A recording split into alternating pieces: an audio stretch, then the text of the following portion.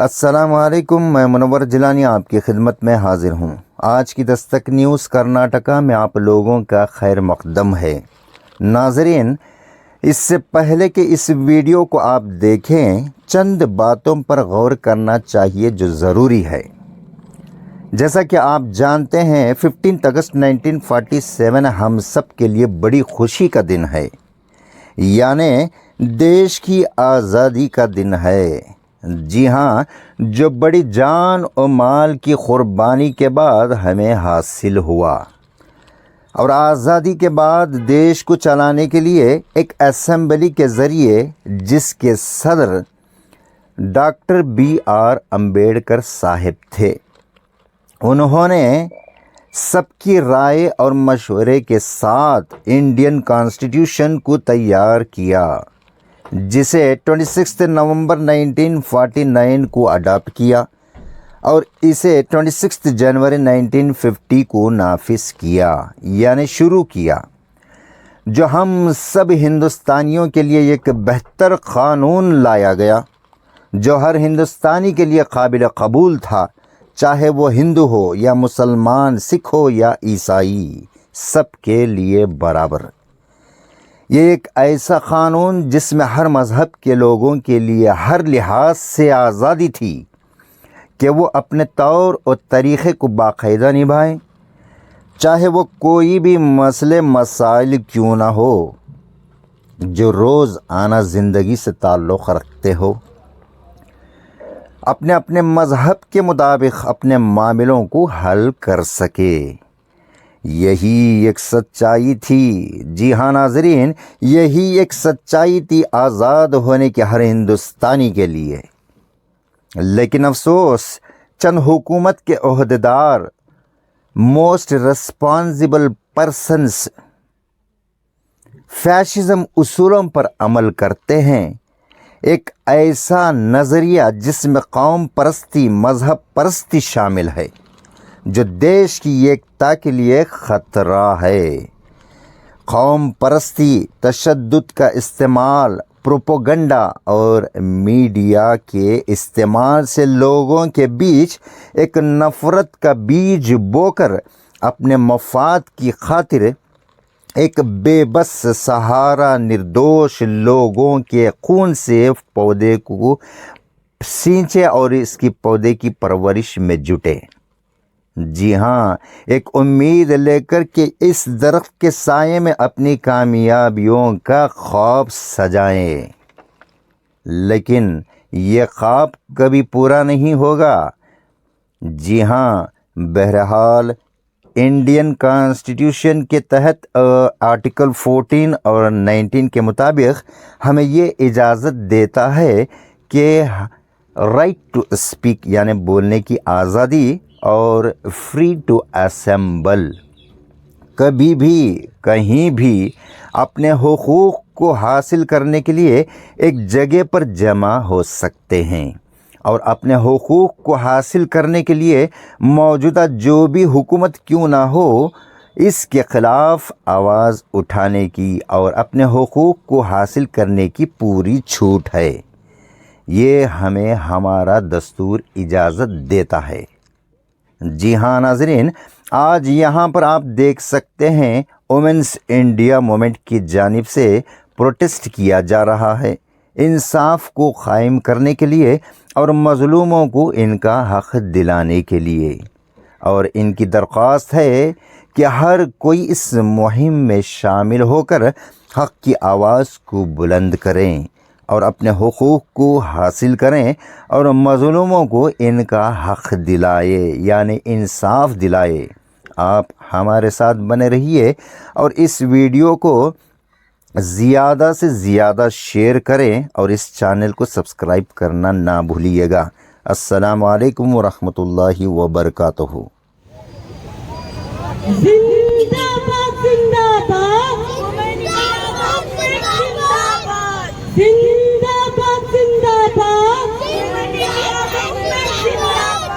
जिंदाबाद जिंदाबाद इनकलाब जिंदाबाद इनकलाब जिंदाबाद इनकलाब जिंदाबाद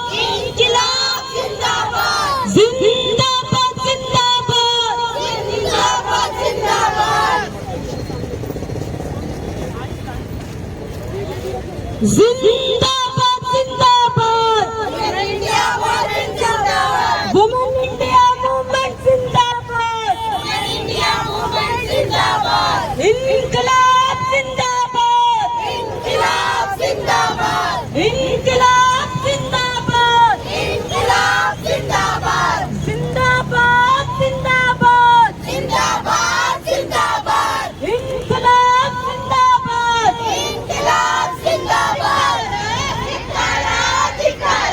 महिला पीड़कರಿಗೆ ಧಿಕ್ಕಾರ ಧಿಕ್ಕಾರ ಧಿಕ್ಕಾರ ಮಹಿಳಾ ಪೀಡಕರಿಗೆ ಧಿಕ್ಕಾರ ಸುರಕ್ಷಿತರಲ್ಲ ಸುರಕ್ಷಿತರಲ್ಲ ಮಹಿಳೆಯರಲ್ಲೂ ಸುರಕ್ಷಿತರಲ್ಲ ಸುರಕ್ಷಿತರಲ್ಲ ಸುರಕ್ಷಿತರಲ್ಲ ಧರ್ಮವಲ್ಲ ವರ್ಗವಲ್ಲ ಮಹಿಳೆಯರೆಲ್ಲ ಒಂದೇ ವರ್ಗ ಒಂದೇ ಜಾತಿ ಶೋಷಣೆ ದೌರ್ಜನ್ಯಾಗ್ರಹ ಹಿಂಸೆ ಕೊನೆಗೊಳಿಸಿ ಕೊನೆಗೊಳಿಸಿ ಮಹಿಳಾ ದೌರ್ಜನ್ಯ ಕೊನೆಗೊಳಿಸಿ ಕೊನೆಗೊಳಿಸಿ ಕೊನೆಗೊಳಿಸಿ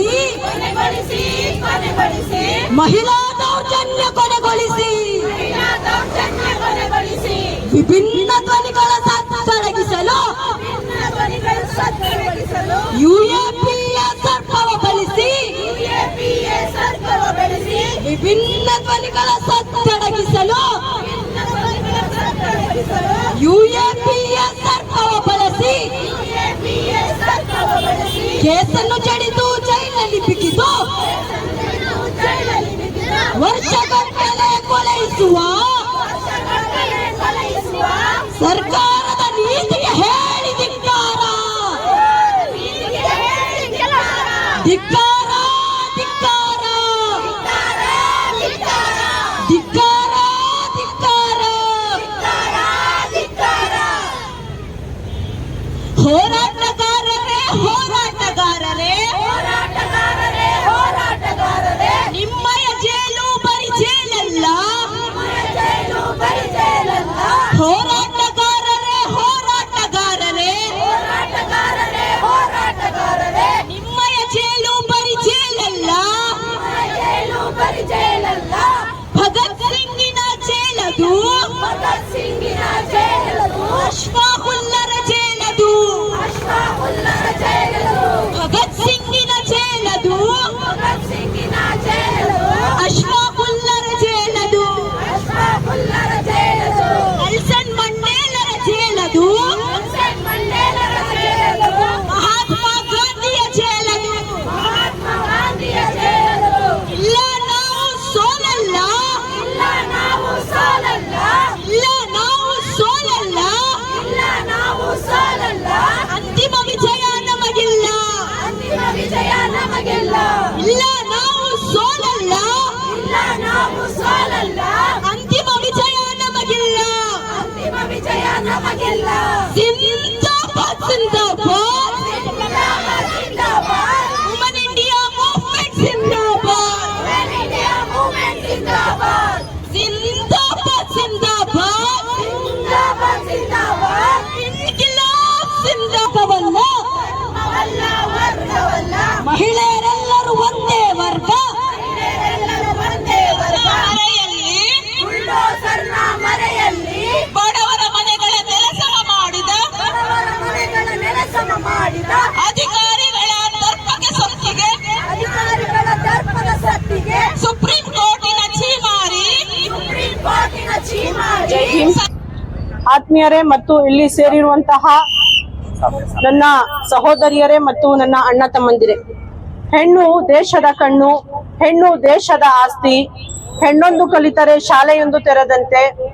ಎಲ್ಲಿ ದೇವತೆಗಳು ಆರಾಧಿಸಲ್ಪಡುತ್ತಾರೋ ಅಲ್ಲಿ ದೇವತೆಗಳು ನೆಲೆಸುತ್ತಾರೆ ಎಂದು ನಂಬಿದಂತಹ ದೇಶ ನಮ್ಮದು. ಇಂತಹ ನಾಣ್ಣುಡಿಗಳು ಕೇವಲ ಇಂದು ಮಾತಿಗಷ್ಟೇ ಸೀಮಿತವಾಗಿದೆ. ಆದರೆ ಬರೀ ಇಲ್ಲಿ ಏನಾಗಿದೆ ಅಂತ ಹೇಳಿದ್ರೆ, ಹೆಣ್ಣಿನ ಭಾವನೆಗಳನ್ನು ಅರ್ಥ ಮಾಡಿಕೊಳ್ಳದ, ಹೆಣ್ಣಿನ ಮನಸ್ಸನ್ನು ಅರ್ಥ ಮಾಡಿಕೊಳ್ಳದ ಒಂದು ಬಹುದೊಡ್ಡ ಸಮಾಜ ಇಲ್ಲಿ ತಲೆಯಂತೂ ನಿಂತಿದೆ. ಹೆಣ್ಣು ಅಬಲೆಯಲ್ಲ ಸಬಲೆಯಳು ಅಂತ ಹೇಳೋಕೆ ತುಂಬಾ ಸುಲಭ ಇದೆ. ಆದರೆ ಅದೇ ಹೆಣ್ಣನ್ನ ಇವತ್ತು ಬಹು ತುಚ್ಛವಾಗಿ ಬಳಸಿಕೊಂಡು ಆಕೆಯ ಒಂದು ಅತ್ಯಾಚಾರಗಳಿಗೆ ಅವಳನ್ನ ಒಳಪಡಿಸಲಾಗ್ತಿದೆ. ಇಂದು ನಾವು ವಿಜ್ಞಾನದಲ್ಲಿ ಮಹಿಳೆಯರು ಬಹಳಷ್ಟು ಮುಂದುವರಿದಿದ್ದೇವೆ.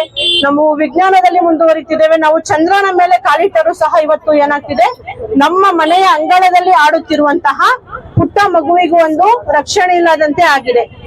ನಾವು ಚಂದ್ರನ ಮೇಲೆ ಕಾಲಿಟ್ಟರೂ ಸಹ ನಮ್ಮ ಮನೆಯ ಅಂಗಳದಲ್ಲಿ ಆಡುತ್ತಿರುವಂತಹ ಪುಟ್ಟ ಬಾಳೆಯಲಿಗೂ ನಾವು ಇಲ್ಲಿ ಒಂದು ಸಂರಕ್ಷಣೆ ಇಲ್ಲ.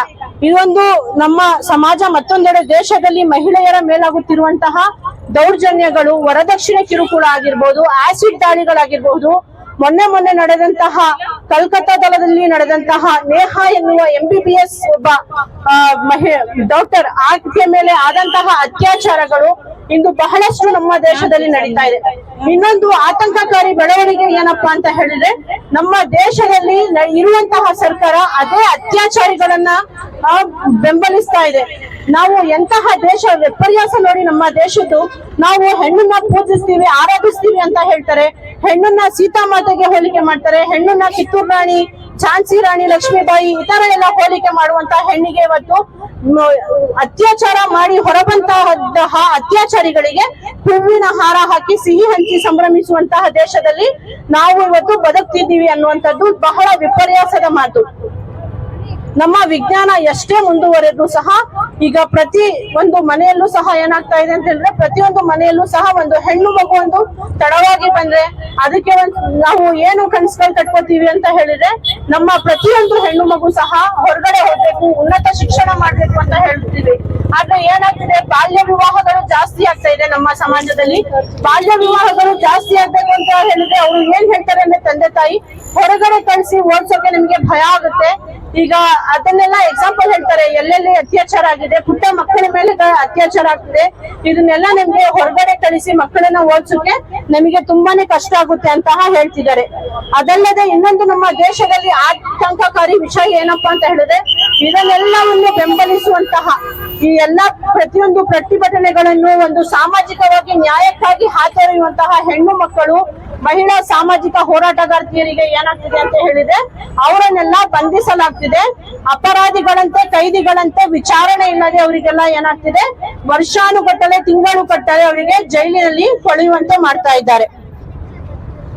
ಇಂತಹ ಒಂದು ಎಲ್ಲಾ ರೀತಿಯ ಸಮಾಜದಲ್ಲಿ ಹೆಣ್ಣಿನ ಮೇಲೆ ಆತಂಕಕಾರಿಯಾಗಿ ಬೆಳವಣಿಗೆ ಆಗ್ತಿರುವ ಹಿಂದಿನ ಉದ್ದೇಶ ಏನಪ್ಪಾ ಹೇಳಿದ್ರೆ, ಮೊದಲನೇದಾಗಿ ಇಲ್ಲಿ ದೇಶ ರಾಜಕಾರಣ, ಅದರಲ್ಲೂ ಸ್ಪೆಷಲಿ ಆಗಿ ಧರ್ಮವನ್ನ ಆಧಾರವನ್ನಾಗಿಟ್ಟುಕೊಂಡು ಇವತ್ತು ಬಹುತೇಕಗಳಲ್ಲಿ ನಮ್ಮ ಉಡುವಂತಹದರ ಮೇಲೆ, ನಾವು ತಿನ್ನುವಂತಹದರ ಮೇಲೆ, ಎಲ್ಲದರ ಮೇಲೂ ಒಂದು ಆತಂಕಕಾರಿ ವಿಷಯ ಏನಪ್ಪಾ ಅಂತ ಹೇಳಿದ್ರೆ, ನಮ್ಮ ಭಾರತದಲ್ಲಿ ಹೆಣ್ಣು ಮಕ್ಕಳು ಸುರಕ್ಷಿತವಲ್ಲ ಅಂತ ಹೇಳಿ ವಿಶ್ವಸಂಸ್ಥೆಯಿಂದ ಅಂಗೀಕಾರ ಆಗಿದೆ. ಭಾರತದಲ್ಲಿ ಹೆಣ್ಣು ಸುರಕ್ಷಿತವಲ್ಲ ಎಂದು ವಿಶ್ವಸಂಸ್ಥೆಯು ಸಹ ಕರೆ ನೀಡಿದೆ. ಇಂತಹ ಒಂದು ಸಮಾಜದಲ್ಲಿ ನಾವು ಬದುಕ್ತಾ ಇದ್ದೀವಿ.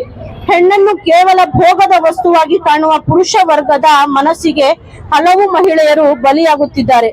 ಇಂದು ನಾವು ಹೆಣ್ಣು ಮಕ್ಕಳು ವಿಜ್ಞಾನದಲ್ಲಿ ಮುಂದುವರಿಯುತ್ತಿದ್ದೇವೆ, ಬಾಹ್ಯಾಕಾಶದತ್ತ ಹೆಜ್ಜೆ ಇಡುತ್ತಿದ್ದೇವೆ. ಆದರೂ ನಮ್ಮ ಮಹಿಳೆಯರಿಗೆ ಆಸಿಡ್ ದಾಳಿ, ಭ್ರೂಣ ಹತ್ಯೆ ಇಂತಹ ಬಹುತೇಕ ಹಲವು ಸಮಸ್ಯೆಗಳಿಂದ ನಾವು ಬಳಲ್ತಾ ಇದ್ದೀವಿ. ವ್ಯವಸ್ಥಿತವಾಗಿ ನಡೆಯುತ್ತಿರುವ ಹೆಣ್ಣು ಮಕ್ಕಳ ಹತ್ಯೆ, ಭ್ರೂಣ ಹತ್ಯೆ, ಅನಕ್ಷರತೆ, ಕಿರುಕುಳ, ತಾರತಮ್ಯ, ಅವಮಾನ, ಅತ್ಯಾಚಾರ ಮೊದಲಾದ ಅನ್ಯಾಯಗಳು ಹತೋಟಿಗೆ ಬರ್ಬೇಕಂದ್ರೆ ನಾವೆಲ್ಲರೂ ಸಹ ಮೊದಲಿನಿಂದಲೇ ಬಾಲ್ಯದಲ್ಲಿಯೇ ನಮ್ಮ ಮಕ್ಕಳಿಗೆ ಏನ್ ಮಾಡ್ಬೇಕು, ನಮ್ಮ ಹಕ್ಕುಗಳ ಬಗ್ಗೆ ತಿಳಿಸಿ ಹೇಳಿಕೊಡ್ಬೇಕು. ಮತ್ತೆ ಅವರಿಗೆ ಉನ್ನತವಾದ ಶಿಕ್ಷಣಗಳನ್ನ ನೀಡಬೇಕು. ಹೆಣ್ಣು ಮಕ್ಕಳಿಗೆ ಬಾಲ್ಯದಿಂದಲೇ ತನ್ನ ಅಧಿಕಾರ, ಶಿಕ್ಷಣದ ಬಗ್ಗೆ ಸಹ ನಾವು ಅವರಿಗೆ ತಿಳಿಸಿಕೊಡಬೇಕಾಗಿದೆ. ಹಾಗೆ ನಮಗೆ ಈಗ ನಾವು ಆಗಸ್ಟ್ 15ರಂದು 75ನೇ ವರ್ಷದ ಸ್ವಾತಂತ್ರ್ಯೋತ್ಸವವನ್ನ ಆಚರಿಸ್ಕೊಂಡ್ವಿ. ಮೊನ್ನೆ ಅಕ್ಟೋಬರ್ 2 ಗಾಂಧಿ ಜಯಂತಿ ಆಚರಿಸ್ಕೊಂಡ್ವಿ. ಗಾಂಧೀಜಿಯವರ ಮಾತು ಏನಾಗಿತ್ತು, ಯಾವಾಗ ಒಂದು ಹೆಣ್ಣು 12 ಗಂಟೆ ರಾತ್ರಿಯಲ್ಲಿ ಸುರಕ್ಷಿತ ಓಡಾಡುತ್ತಾಳೋ ಅಂದು ನಮ್ಮ ದೇಶಕ್ಕೆ ಸ್ವಾತಂತ್ರ್ಯ ಸಿಗುತ್ತೆ ಅಂತ ಹೇಳಿ. ಆದ್ರೆ ಇವತ್ತು ಏನಾಗಿದೆ ಸಹ ನಮ್ಮ ಹೆಣ್ಣು ಮಕ್ಕಳಿಗೆ ಅವರು ಓದುತ್ತಿರುವಂತಹ ಕಾಲೇಜ್ಗಳಲ್ಲಿ ಆಗ್ಲಿ, ಅವರು ಉದ್ಯೋಗದಲ್ಲಿರುವಂತಹ ಜಾಗದಲ್ಲಿ ಆಗ್ಲಿ ಸ್ವಂತಹ ಅವರ ಮನೆಯಲ್ಲೂ ಸಹ ಒಂದು ಹೆಣ್ಣು ಮಕ್ಕಳಿಗೆ ಇವತ್ತು ಸುರಕ್ಷತೆ ಇಲ್ಲದಂತಾಗಿದೆ. 75ನೇ ವಾರ್ಷಿಕೋತ್ಸವವನ್ನು ಆಚರಿಸಿಕೊಂಡ ನಾವು, ಸ್ವಾತಂತ್ರ್ಯ ವಾರ್ಷಿಕೋತ್ಸವ ಆಚರಿಸಿಕೊಂಡ ನಾವು, ನಮ್ಮ ಮಹಿಳೆಯರು ಇನ್ನೂ ನಾವು ಯಾವುದೇ ಒಂದು ಸೇಫ್ಟಿಯಲ್ಲಿ ಇಲ್ಲ ಅಂತ ಹೇಳಿ ನಮ್ಮ ವಿಮೆನ್ ಇಂಡಿಯಾ ಮೂವ್ಮೆಂಟ್ ಪ್ರತಿಯೊಂದು ಹೆಣ್ಣು, ಇಲ್ಲಿ ಹೆಣ್ಣು ಅಂತ ಹೇಳಿದ್ರೆ ಅದಕ್ಕೆ ಯಾವುದೇ ಜಾತಿ ಭೇದ ಭಾವ ಇಲ್ಲ, ಹಿಂದೂ ಮುಸ್ಲಿಂ ಕ್ರಿಶ್ಚಿಯನ್ ಯಾರು ಇಲ್ಲಿ ಭೇದ ಭಾವ ಇಲ್ಲ. ಹೆಣ್ಣು ಅಂತ ಹೇಳಿದ್ರೆ ಪ್ರತಿಯೊಂದು ಮನೆಯು ಹೆಣ್ಣು, ಪ್ರತಿಯೊಂದು ತಾಯಿಯು ಎಲ್ಲರಿಗೂ ತಾಯಿ ಇದ್ದಂತೆ, ಪ್ರತಿಯೊಂದು ಹೆಣ್ಣು ಮಗು ಸಹ ಆಕೆಗೆ ಹೆಣ್ಣು ಮಗು ಇದ್ದಂತೆ ಅಂತ ಹೇಳಿ ನಾನು ಈ ಒಂದು ಸಂದರ್ಭದಲ್ಲಿ ಸ್ವಾತಂತ್ರ್ಯದ 75ನೇ ವರ್ಷಗಳ ನಂತರವೂ ಸಹ ಮಹಿಳೆಯರು ತಮ್ಮ ಹಕ್ಕುಗಳಿಗೆ ನಿರಂತರವಾಗಿ ಹೋರಾಟ ಮಾಡ್ತಾನೆ ಇದ್ದಾರೆ. ಇಂಥ ಮಹಿಳೆಯರಿಗೆ ಎಲ್ಲಿ ತನಕ ನ್ಯಾಯ ಸಿಗಲ್ವೋ ಅಲ್ಲಿ ತನಕನೂ ಸಹ ನಮ್ಮ ವಿಮೆನ್ ಇಂಡಿಯಾ ಮೂವ್ಮೆಂಟ್ ಅವರ ಜೊತೆ ನಿಲ್ಲುತ್ತೆ. ಪ್ರತಿಯೊಂದು ಹೋರಾಟಗಳಲ್ಲಿಯೂ ಪ್ರತಿಯೊಂದು ಎಲ್ಲಿ ಅನ್ಯಾಯವಿರುತ್ತದೋ ಅಲ್ಲಿ ನಮ್ಮ ವಿಮೆನ್ ಇಂಡಿಯಾ ಮೂವ್ಮೆಂಟ್ ಧ್ವನಿ ಎತ್ತುತ್ತದೆ. ತಾವು ಎಲ್ಲರೂ ಸಹ ಈ ನಮ್ಮ ವಿಮೆನ್ ಇಂಡಿಯಾ ಮೂವ್ಮೆಂಟ್ಗೆ ಸಹಕರಿಸಬೇಕು ಅಂತ ಹೇಳ್ತಾ ನನ್ನ ಮಾತನ್ನು ಮುಗಿಸ್ತೀನಿ. ಜೈ ಹಿಂದ್, ಜೈ ಕರ್ನಾಟಕ, ಇನ್ಖಿಲಾಫ್ ಜಿಂದಾಬಾದ್, ವಿಮೆನ್ ಇಂಡಿಯಾ ಮೂವ್ಮೆಂಟ್ ಜಿಂದಾಬಾದ್.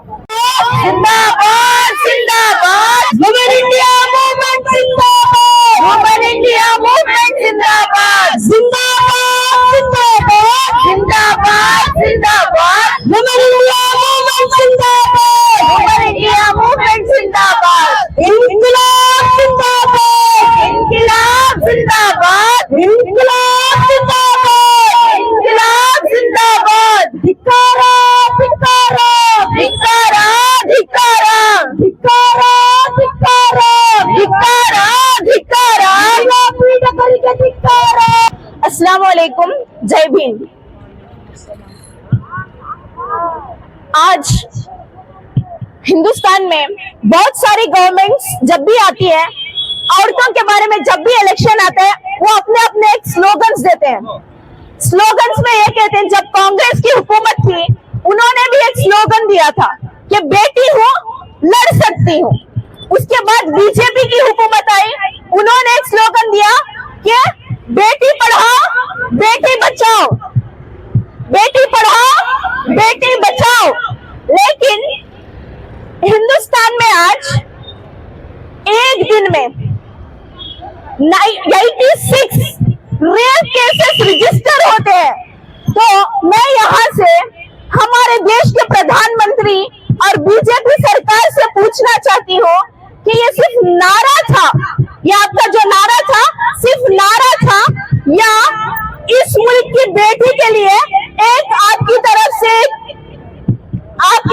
क्या है, एक आपने ये किया था औरत को कि क्या है, बेटियों को अपनी क्या करो बचाओ, बेटियों को अपनी क्या करो बचाओ कह के आपने एक नारा सिर्फ दिया है। लेकिन ये नारा सिर्फ नारा नहीं है, बल्कि उन्होंने वार्निंग दी थी।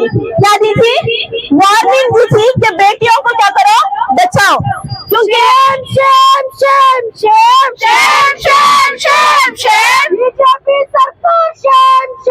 बीजेपी सरकार इसका जितना भी पैसा था बेटी बचाओ बेटी पढ़ाओ का, ये जो भी आपने एक ये लेकर आया, उसका सारा पैसा एडवर्टाइजमेंट में खर्च कर दिया। एडवर्टाइजमेंट में खर्च करने की वजह से आज ये हिंदुस्तान की हालत है। हम इंडियंस को शेम होना चाहिए कि आज एक हिंदुस्तान के अंदर ये एक दिन में 86 रेप्स, पर हाउस में 48 केसेस वुमेन्स के दर्ज होते रहते हैं हिंदुस्तान के अंदर। तो ये हम हिंदुस्तानियों के लिए एक शेम की बात है। आज हिंदुस्तान में जब भी कोई इशू आता है, आपने देखा कि बबीता का केस आया, तब बीजेपी सरकार बहुत तेजी से उस केस को लिया। क्यों लिया? क्योंकि वहां अपोजिशन किसकी थी? ममता बनर्जी की हुकूमत थी। तब इन्होंने क्या किया, उस केस को जल्दी एक्सेप्ट किया और उसके लिए क्या किया, फाइट किए। लेकिन मैं इस गवर्नमेंट से पूछना चाहती हूँ, यही जब यूपी के अंदर हथरस में मनीषा वाल्मीकि का रेप हुआ, कहाँ थी आपकी सरकार? क्यों नहीं आई इस वक्त आपकी सरकार? जब ऑपोजिशन की बारी आती है तो आप सिर्फ केसेस को लेते हैं। क्यों? मनीषा वाल्मीकि इस देश की बेटी नहीं है क्या? आसिफा क्या इस देश की बेटी नहीं है?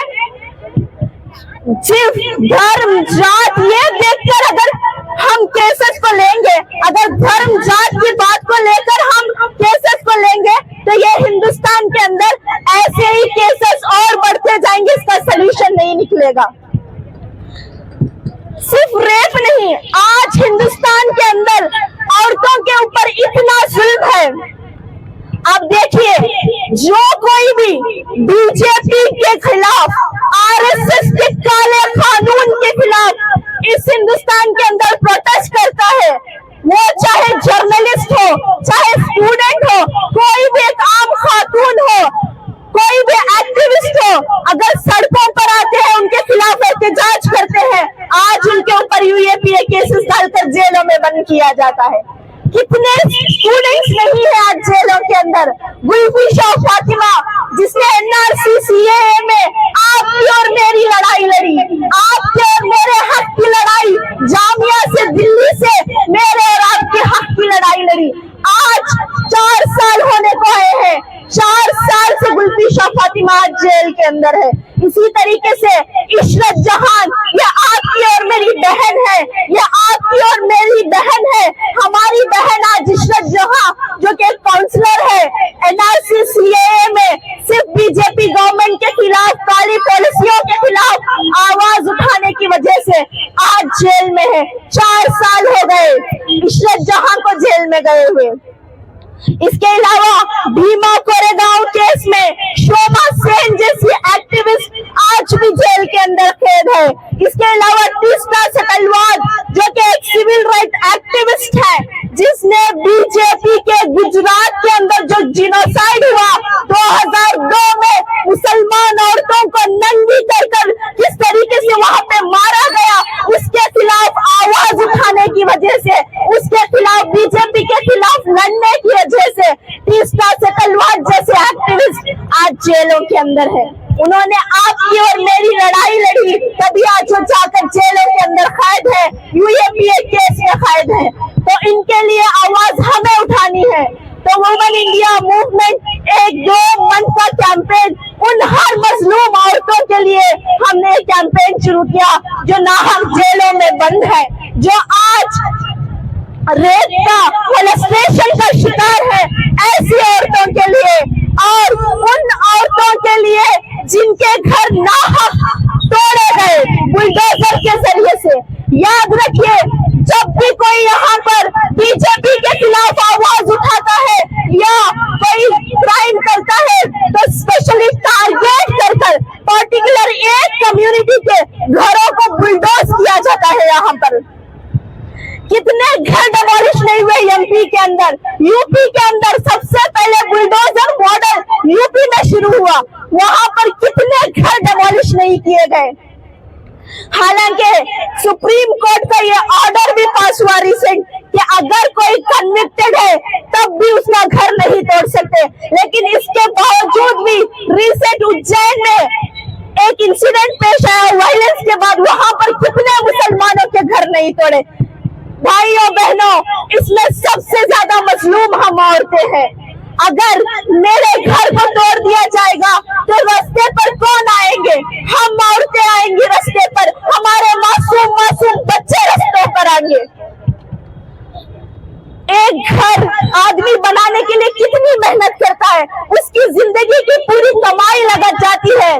पूरी कोशिश के बाद जब घर बनता है, तो आप अगर यहाँ पे कोई भी क्राइम करते हो तो फैमिली को सजा दी जाती है। घर तोड़कर उसके बीवी बच्चों को सड़कों पे लाया जाता है। एमपी में देखे, यूपी में देखे, आज यही हो रहा है। और स्पेशली टारगेट कर मार्जिनलाइज कम्युनिटी की, मुस्लिम कम्युनिटी के ही घरों को तोड़ा जाता है। तो वुमेन इंडिया मूवमेंट इस कैंपेन में हम साफ कहते हैं कि हम ये बुलडोजर की पॉलिटिक्स को नहीं सहेंगे। जिंदाबाद जिंदाबाद जिंदाबाद जिंदाबाद, वुमेन इंडिया मूवमेंट जिंदाबाद, वुमेन इंडिया मूवमेंट जिंदाबाद। ये बुलडोजर की पॉलिटिक्स इस डेमोक्रेसी को खतरा है। ये बुलडोजर की पॉलिटिक्स को हरगिज हम बर्दाश्त नहीं करेंगे। इस बुलडोजर की पॉलिटिक्स को खत्म करना है और जिनके घर नाहक गिराए गए हैं उनको इंसाफ देना है। उन मजलूमों को, उन औरतों को इंसाफ मिलना है। कंपनसेशन गवर्नमेंट की तरफ से जाना है। ये वुमेन इंडिया मूवमेंट की दूसरी डिमांड है।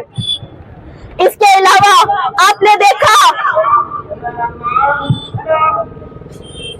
ये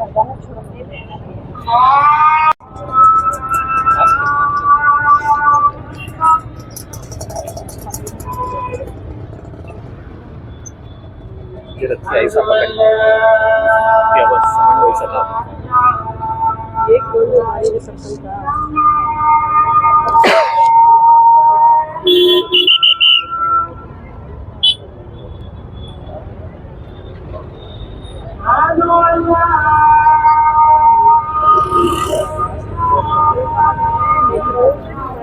देखिए पॉइंट्स हम बोल के क्या भी करते हैं।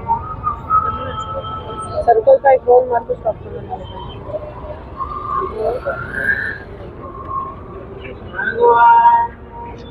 10 मिनट पास करें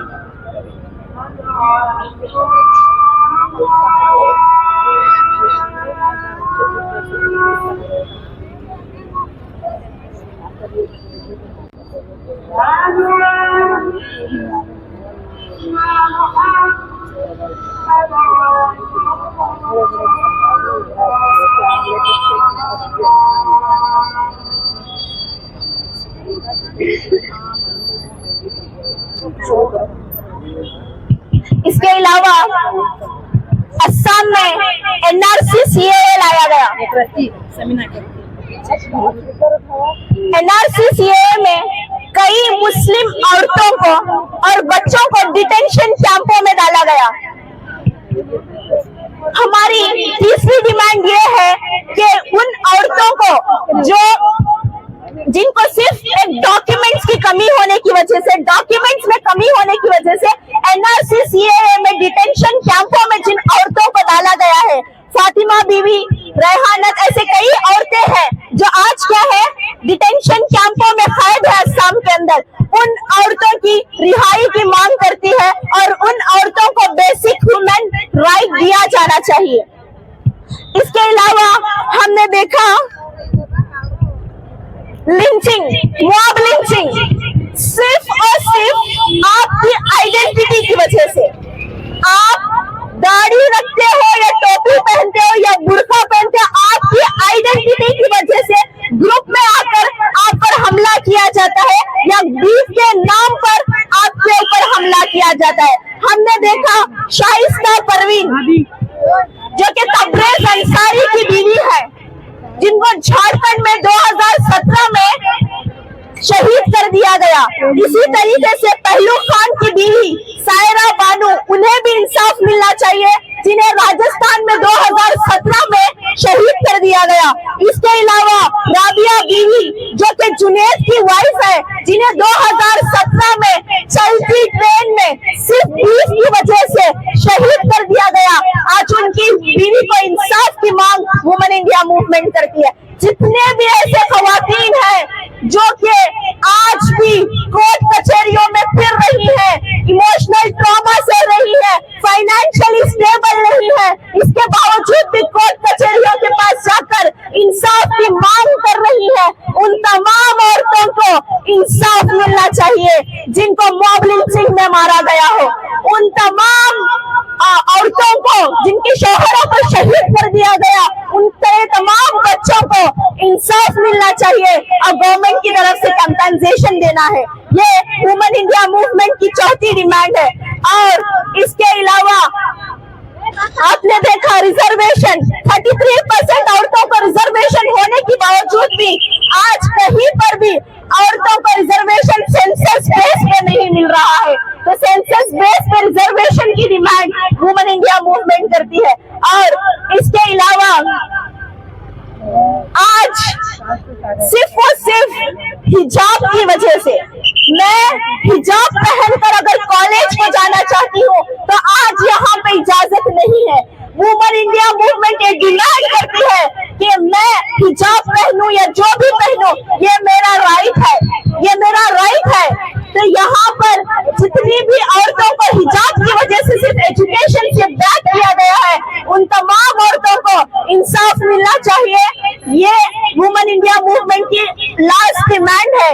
और इन तमाम कलेक्टिव इश्यूज को लेकर औरतों के ये 2 महीने का कैंपेन वुमेन इंडिया मूवमेंट ने चला इसमें सबसे ज्यादा हम सिविल सोसाइटी से ये रिक्वेस्ट करते हैं, देखिए गवर्नमेंट से हरगिज हमें इंसाफ नहीं मिल सकता।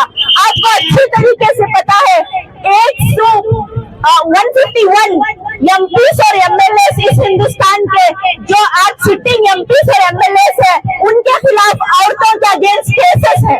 151 एमपी और एमएलए के अगेंस्ट क्या है, केसेस है। तो आप सोचिए कि जो एमपी एमएलए जो लॉ मेकर्स है वही खुद ऐसे करप्टेड है, तो हमें कहां से इंसाफ मिल सकता है। हम औरतों को इस गवर्नमेंट से हर किसी इंसाफ नहीं मिल सकता। उसमें भी 151 एमपी एमएलए में सबसे ज्यादा तादाद बीजेपी की है। 54 बीजेपी के एमपीस और एमएलए के ऊपर वुमेन्स के अगेंस्ट केसेस है और 24 कांग्रेस के एमपीस और एमएलए के ऊपर केसेस है।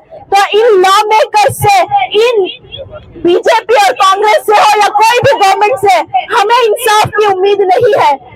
हम सिविल सोसाइटी के पास आए हुए हैं, लोगों के पास आए हुए हैं कि अब हमारे इंसाफ के लिए हमें खुद उठना पड़ेगा। हम ये गवर्नमेंट से और उम्मीदें नहीं रख सकते, हमें खुद आगे आना पड़ेगा।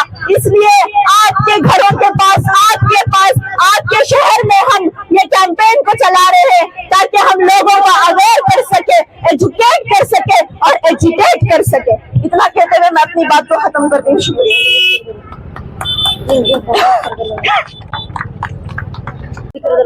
अस्ಸಲಾಂ ವಲೈಕುಂ ರಹಮತುಲ್ಲಾಹಿ ವಬರಕಾತುಹು। ಜೈ ಹಿಂದ್। ನಮ್ಮ ವುಮೆನ್ ಇಂಡಿಯಾ ಮೂವ್ಮೆಂಟ್ ಇಂದ ಮಹಿಳೆಯರಿಗಾಗುತ್ತಿರುವ ದೌರ್ಜನ್ಯದ ಬಗ್ಗೆ ಹಾಗೂ ಈ ದೌರ್ಜನ್ಯ ತಡೆಗಟ್ಟಲು ಎಲ್ಲ ಮಹಿಳೆಯರು ನಮ್ಮ ವುಮೆನ್ ಇಂಡಿಯಾ ಮೂವ್ಮೆಂಟ್ ಜೊತೆ ಕೈ ಜೋಡಿಸಿ ಎಂದು ಹೇಳಿಕೊಳ್ಳುತ್ತಾ, ಇಲ್ಲಿ ನೆರೆದಿರ್ತಕ್ಕಂತಹ ಎಲ್ಲ ನನ್ನ ಅಕ್ಕ ತಂಗಿಯರಿಗೂ ಹಾಗೂ ಪೊಲೀಸ್ ಸಿಬ್ಬಂದಿ ವರ್ಗದವರು ನಮಗೆ ಸಹಕಾರ ಮಾಡಿಕೊಟ್ಟಿದ್ದಾಗಿ ಹಾಗೂ ನನ್ನ ಅಣ್ಣ ತಮ್ಮಂದಿರು ಎಲ್ಲರಿಗೂ ನಮ್ಮ ಕಾರ್ಯಕ್ರಮದ ನನ್ನ ವತಿಯಿಂದ ಹಾಗೂ ನಮ್ಮ ವುಮೆನ್ ಇಂಡಿಯಾ ಮೂವ್ಮೆಂಟ್ ವತಿಯಿಂದ ಧನ್ಯವಾದಗಳನ್ನು ತಿಳಿಸುತ್ತೇನೆ।